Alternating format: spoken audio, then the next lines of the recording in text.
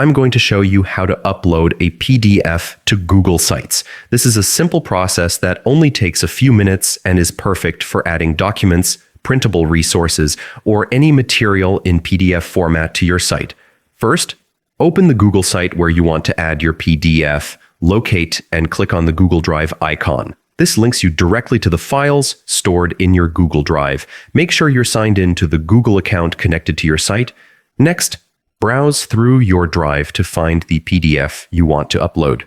Once you've located it, click to select it, then click the Insert button, usually found in the menu above your file listings. This will place the PDF directly onto your site. After inserting the PDF, preview your site to make sure the document appears correctly and is fully visible to visitors.